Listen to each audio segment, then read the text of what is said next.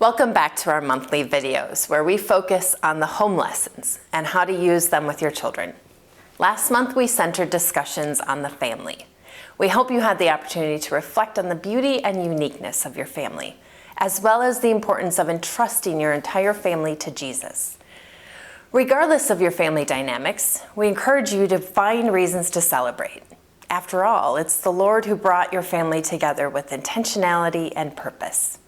God created each of you for himself and desires communion with you, which is why he sent Jesus.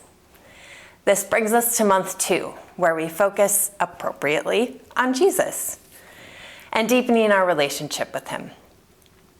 While we all celebrate Jesus' birth at Christmas, this month you'll explore a deeper understanding of why Jesus came to us. We begin with a thought-provoking question: how can we know? How do we know that God is real? Philosophically, one could look to St. Thomas Aquinas and his 5 logical proofs for the existence of God. These proofs provide a rational foundation for our belief in God. But our understanding does not stop there. When we step outside and observe nature, we see the vastness of the universe alongside the intricate details of the beauty of the earth. Everything that we can touch and see, from flowers and trees and bugs and leaves, and even our own bodies, everything in nature points to the reality of God. The vastness of the ocean, the majesty of the mountains, the intricate patterns of snowflakes, and the vibrant colors of sunsets all reflect his creativity. The songs of the birds, the rustling of the leaves, and the gentle flow of rivers remind us of his presence. Even the cycles of the seasons and the delicate balance of ecosystems illustrate the order and purpose in his creation. So this month, the first lesson, the green one, will learn about the infinite details of nature and its ordered beauty. The activity in this lesson is to go on a creation scavenger hunt.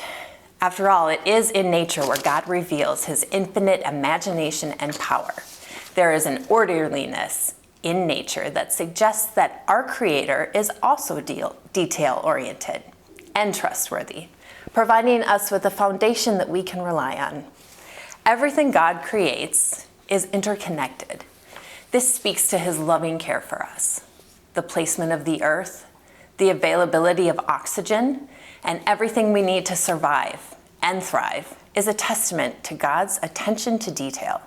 This is not just a gift for us. It reflects his greatness. As a closing activity for the green lesson, we encourage you to gather as a family after the scavenger hunt or maybe after dinner and engage in this closing prayer where we give you this Bless the Lord prayer sheet. This will help you reflect on the experiences that you'd had throughout the day and thank God for his creation. So as you embark on the first lesson, we hope that you'll have fun exploring the question, how can we know? The second lesson, the blue one, provides an overview of the life of Jesus on earth, covering key events and teachings from the gospel. Here you will explore the incarnation, a term that beautifully captures the truth that God, the Son, came to earth and became fully man while remaining fully God in body, soul, and divinity. This is Jesus. Jesus was born to live among us, to teach us, and ultimately to die for us, for our salvation, opening the gates of heaven. This is the kerygma, the foundational gospel of Jesus and his message. To truly appreciate this message, it's important to remember that Jesus is a real person who lived in a real place on earth. He was born into a family just like yours. He went to school, did chores, had friends, engaged in activities similar to what you and your children experience. These relatable aspects of his life are intentional. God came to earth to connect with us on a personal level. There are parallels to our lives that are worth exploring, and that's a key focus of this lesson. So we give you a map of Israel. There are 2 sides, and it illustrates the significant locations in which Jesus walked and taught and carried out his ministry, places that we can still visit today. This is a real historical setting. Jesus' life can be plotted on a timeline like ours. It's linear, reflecting our own experience of being born, living our lives, and eventually dying.